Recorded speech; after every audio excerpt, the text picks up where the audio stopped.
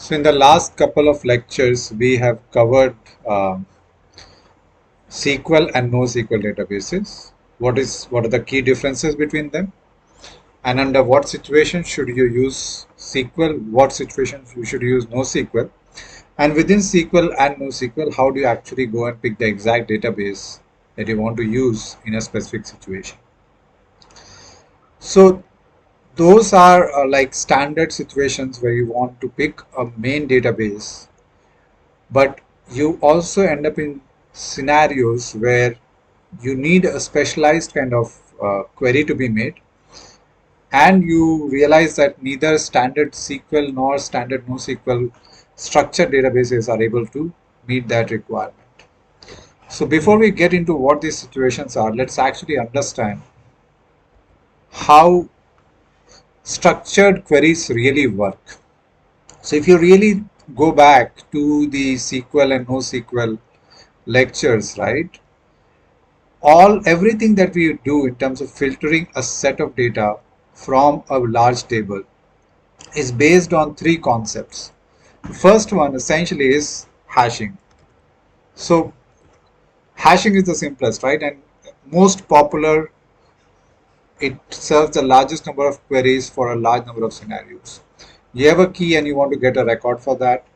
The key is hashed using a hash function, and then it's stored on a given server at a specific location, just like the way we implement hash maps. Now hashing is extremely fast, and when it can be applied, it is a very useful technique to have. A lot of our NoSQL databases are primarily based on hashing. SQL databases, on the other hand, are based on indexing. So essentially, you want to figure out all records which meet a criteria. For example, all records which are, let's say, which have some value of a key between 10 to 17. Then what you end up doing is you have a tree to navigate where you again go to the left part of the tree if the value you're looking for is less than a key, and go to the right part of the tree if the value you're looking for is larger than the key. And there could be multiple keys, in which case you can also go in the middle, right? So for values between 40 to 75, you go to this part. Values less than 40, you come to this part. Values greater than 75, you go to this part. And then because you're looking for values between 10 and 17, you essentially will look at the keys 10 and 30 and realize, oh, you need something in between 10 and 30. So you go to this particular subtree, and there you will find your elements. So that's pretty much how databases work in terms of when you want to support a where clause and you're looking for elements that are matching the requirement.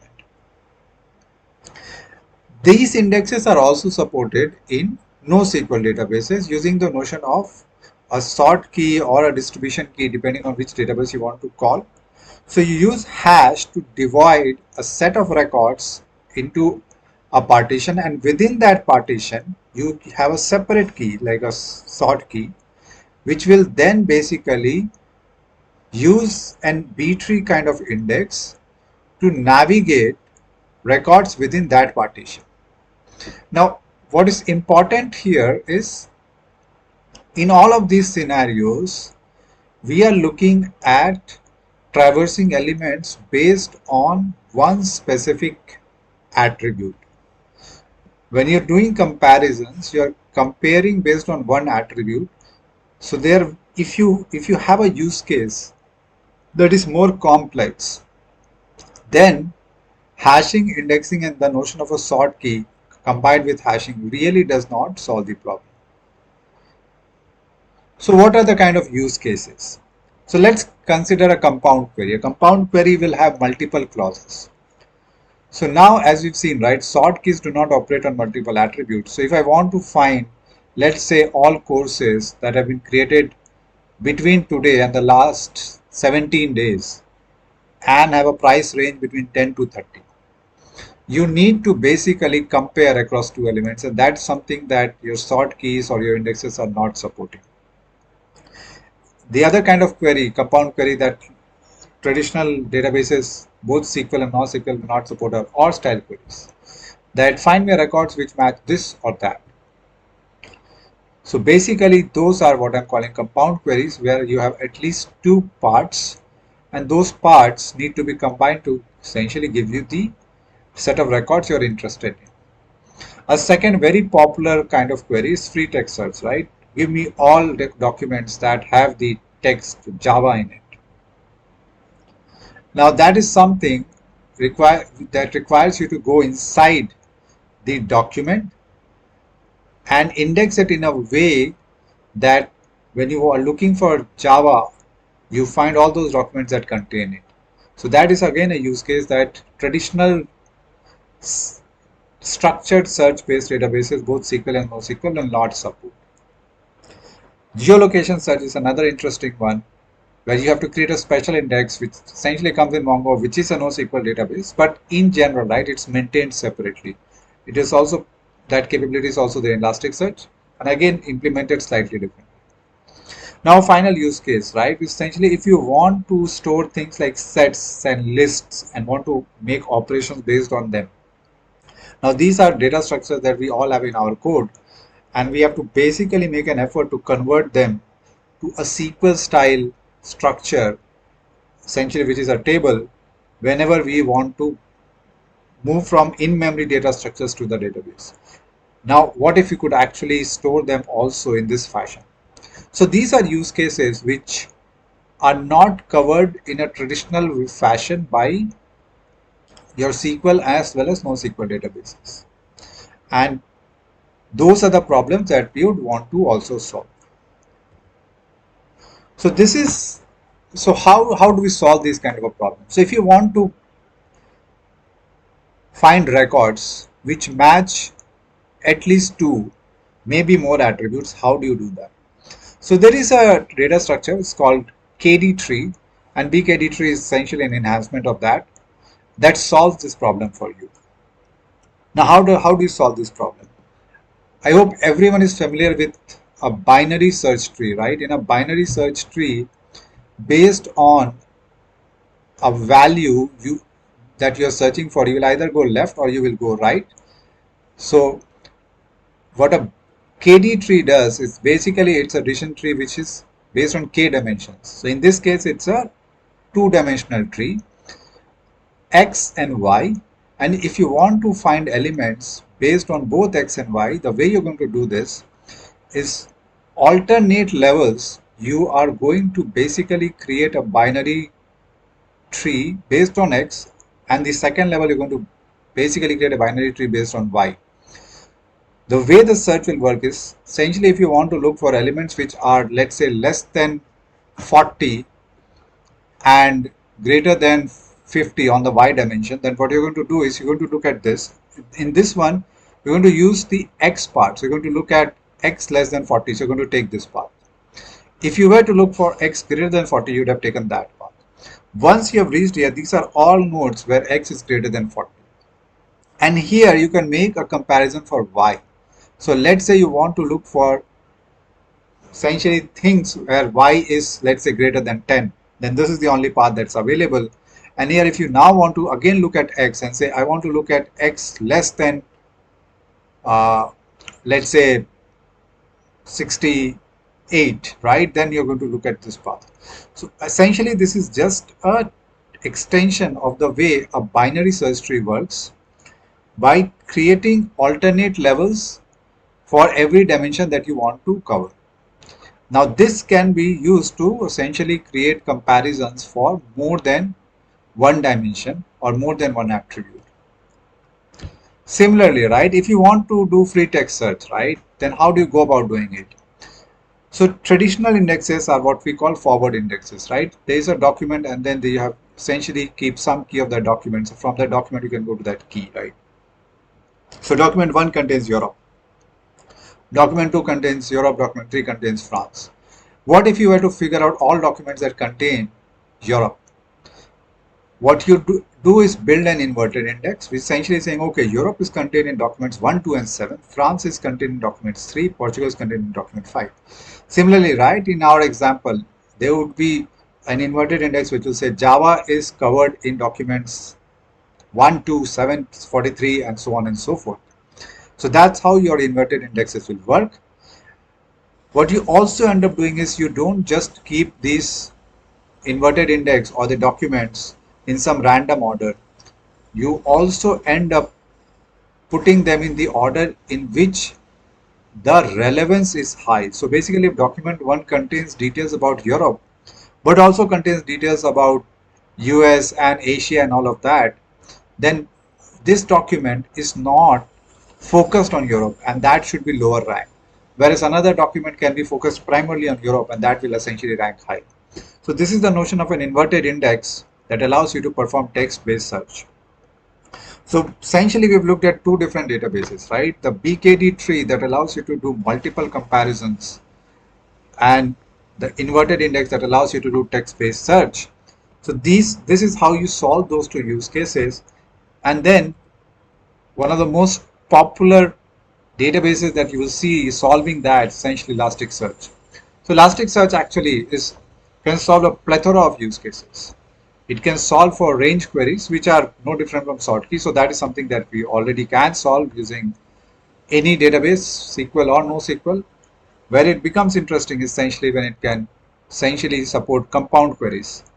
This is where you can say all courses published last month with price less than $10. So you're trying to filter not just based on comparing one attribute but two attributes.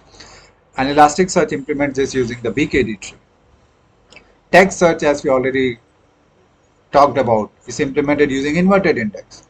And geolocation queries are implemented using geospatial indexes.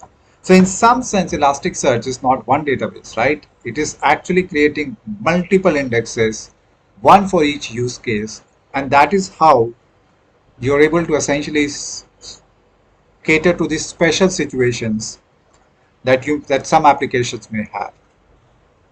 Now, Elasticsearch, just because it's not designed around one core data structure, but multiple core data structures, so they keep on enhancing, right? You can actually have weight-based ranking, you can have OR style queries, you can match fuzzily, so even if you have typos, you can figure out the documents that contain that word. So those are the additional enhancements that are there. But the way you have to look at Elasticsearch is not one database, but basically a database that contains multiple types of indexes to solve different kinds of use cases. And that is the power, and that is also the weakness. So Elasticsearch, essentially, just because it becomes so complex, it needs to maintain so many indexes in memory and so on and so forth. So managing Elasticsearch is always harder, and creating a serverless version of Elasticsearch is much harder than creating a serverless version of a simple NoSQL database that only supports basic hashing and then sort keys. The other interesting data structure that or database that all of us should be aware of is essentially Redis and MemoryDB, which is actually a Redis-based implementation. Now, we often, right, in our code, we have to work with data structures. We work with strings, we work with sets, we work with list, and we essentially have operations defined on them. For example, in a list, you can go and add elements to the end of the list. You can go and add elements to the start of the list. You can retrieve an element, the first element of the list. All of this can be done without reading the entire list. Now, those are the kind of operations, if you want to support today, right, you will basically create that list in memory, and then when you have to do any append or any removal, you will have to persist that entire thing in your database in whatever format you want to do. Redis as well as MemoryDB solve that problem by giving you exactly the same kind of interface that you are used to when you're building your in-memory data structures. So you will have sets, you will have sorted sets. Again, sorted sets uses self-balancing BSTs, right? Something most of you would have read about, right? Binary search trees that balance themselves. For example, treeset is a Java implementation of a balanced search tree. The key thing here is that these databases allow you to implement the same kind of in-memory data structures inside the database, so you don't have to translate from a set or a list to essentially a table and a record. You can operate at that level only, which essentially means that your developer productivity can become very, very high if you use these data structures. So you'll use these data structures when it is very clear that you have a large number of operations using these kind of data structures and you want to basically take advantage of that. Finally, not really a database, but something that should always be in our consideration set are object stores. S3 is a prime example of it. Now, the basic notion of an object store is that you're reading or writing the entire object. These are large and the overall data set will be very, very large. And cost will become a concern in these scenarios. So you want something that is simple, very, very cost effective, and something that you're not going to basically filter based on content. In those scenarios, object stores will essentially become very, very relevant. So these essentially cover a lot of specialized databases that take care of specific situations. Now that covers the entire gamut of databases, right? From SQL, NoSQL to databases that support inverted indexes, databases that support BKD trees, databases that are based on tree sets and stuff like that. And what I'm going to cover in the next lecture is essentially with all of these options available, how do you very quickly navigate and say, this is the database that I really need to use in this scenario. So that's essentially for the next lecture. For this one, just take a look at, so we covered a lot of ground. We've looked at different kinds of data structures, the kind of underlying elements that support these databases, how are these databases different from the SQL and the NoSQL structured databases,